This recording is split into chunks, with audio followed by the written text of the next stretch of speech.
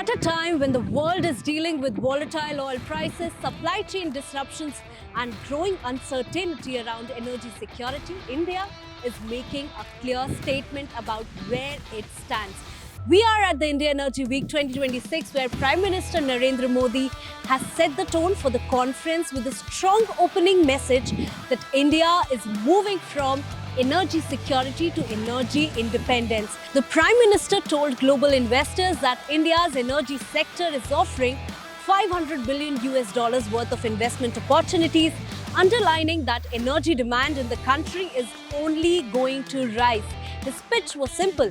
India is no longer just a large energy consumer, it is positioning itself as a global energy hub.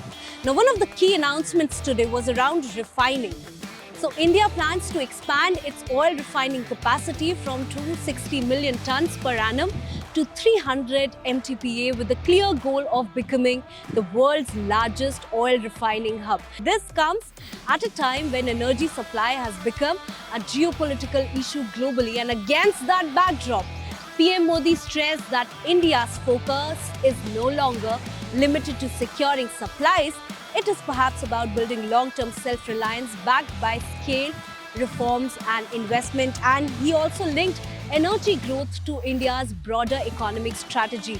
Referring to India being on a reforms express, the Prime Minister spoke about policy stability across sectors, something global investors have been watching closely.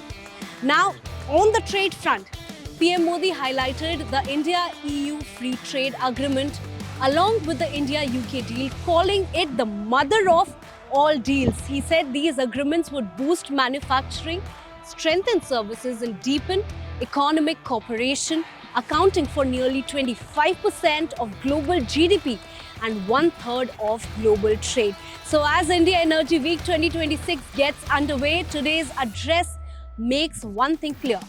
This is not just a conversation about energy.